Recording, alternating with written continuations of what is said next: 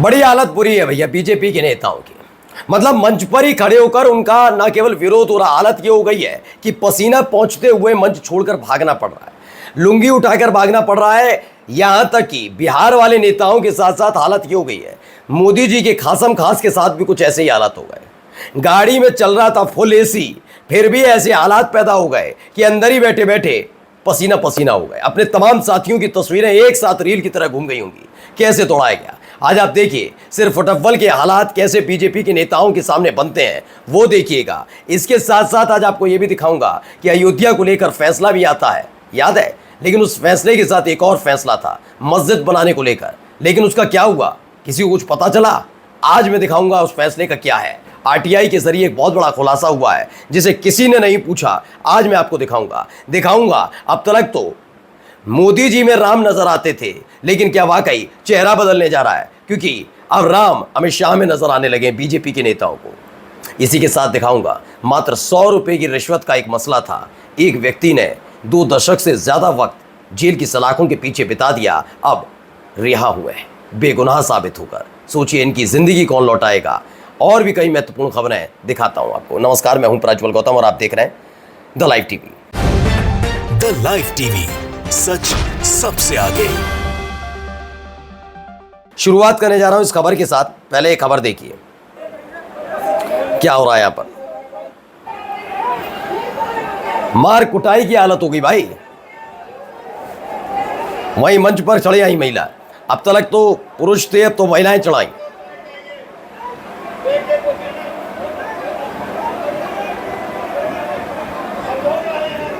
विजय सिन्हा बेचारे मुंह ताकते रह गए, करना क्या है समझ नहीं पा रहे। कुछ बोले तो आफत, ना बोले तो आफत।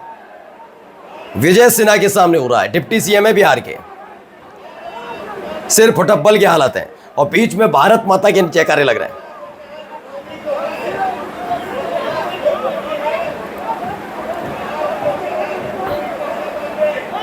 ये देखिए खींच खींच के लेके आ रहे हैं, खींच लिया है एक आदमी तो खींच लाया गिरेवा पकड़कर।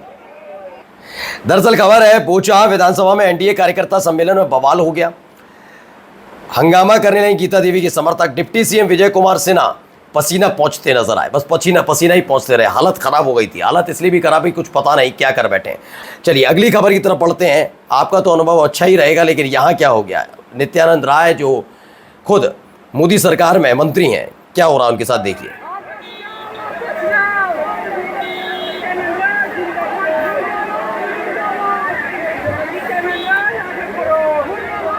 मुर्दाबाद के नारे लग रहे हैं।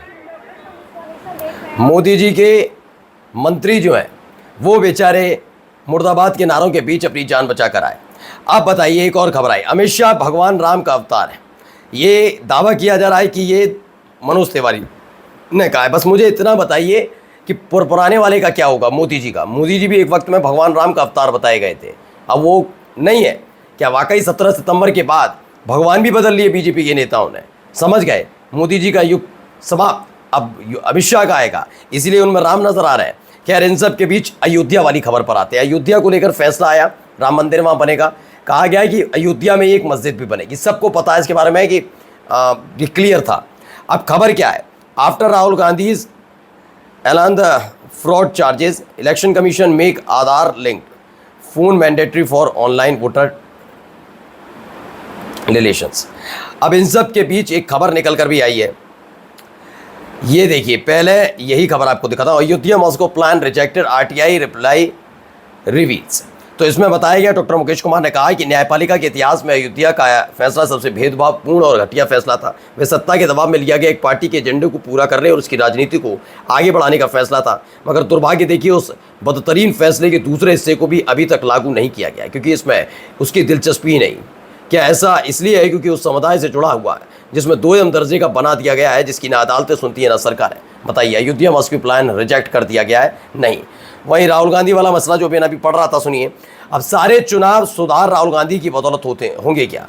राहुल पोल खोलते जा रहे हैं और चुनाव आयोग अपनी सभी नहीं कुछ खामियों को ठीक कर रहा है। लेकिन गलतफहमी में मत रहिएगा, ये वोट चोरी पर पर्दा डालने और अपने बचाव के रास्ते तलाशने की कोशिश ज़्यादा है। अगली खबर देखिए, आप हैरान रह जाएंगे। तमिलनाडु में बच्चों को हजरत मोहम्मद की शिक्षाएं पढ़ाई जाएंगी, ये स्पष्ट कर दिया गया। एम के स्टालिन ने कह दिया कि अब हज़रत मोहम्मद की शिक्षाएं भी पढ़ाई जाएंगी। जहाँ एक तरफ है कि अपने इतिहास को मिटाकर नए इतिहास को जोड़ने की कोशिश की जा रही है, तो दूसरी तरफ तमिलनाडु की तरफ सरकार की तरफ से ये फैसला कुछ ये भी है। जरा देखिए क्या हो रहा है। इन्होंने अपनी दुकान किराए पे दी हुई है। अच्छा, एक दुकानदार ने अपने बाहर शीशे पे आई लव मोहम्मद सल्लल्लाहु अलैहि वसल्लम लिखा हुआ था, तो इन्होंने आके उस बैनर को फाड़ दिया, कहा कि अगर हमारी दुकान किराए पे लेनी है तो इस बैनर को यहाँ पर। और जबकि सारे दुकानदार जितने भी इनकी मार्केट ले रखी है सारे के सारे मुस्लिम है, और इनके सारे ग्राहक भी 90.9% मुस्लिम ही है, फिर भी ऐसी हरकत कर रहे हैं। बागपत की फिजा मोहब्बत की फिजा रही हमेशा, और ये नफरत का बीज बोने का काम कर रहे हैं ये लोग। तो उत्तर प्रदेश के बागपत में मुस्लिम व्यक्ति द्वारा ली गई किराए की दुकान पर लगे आइला मोहम्मद के पोस्टर को शकुंतला फार्मेसी के मालिक ने फाड़ा और कहा कि ये दुकान मैंने किराए पर दे रखी है, तुम इसके मालिक ने अगर पोस्टर लगाओगे तो दुकान खाली कर दो।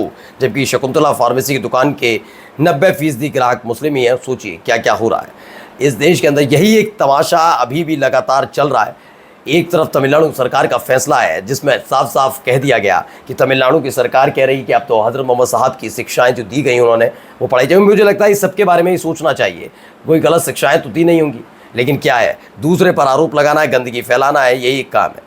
अब एक खबर जरा ये भी देखिए।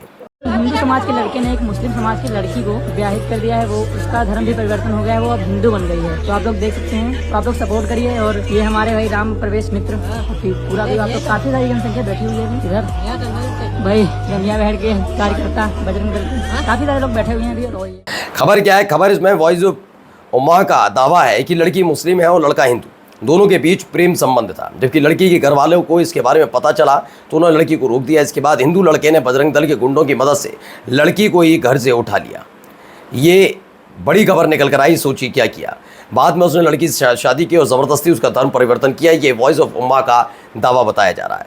और जाते आते खबर ज़रूर गौर से देखिएगा, न्याय कितना तेज़ रफ्तार से काम करता है। रफ्तार ये कि इनका नाम है जोगेश्वर सिंह, ट्रांसपोर्ट कॉरपोरेशन में ईमानदारी की नौकरी का काम था। नतीजा 100 रुपये के झूठे रिश्वत का केस, 39 साल जेल से। ये निर्दोष है और बाइज़ात बरी कर दिया ही कोर्ट ने, कहते हुए 1986 में झूठे केस में जेल में गए थे। नौकरी क्या, इज्जत गया सब। बेटा 500 रुपये की कमी के कारण पढ़ाई नहीं कर पाया तो बच्चों का भविष्य खराब हुआ।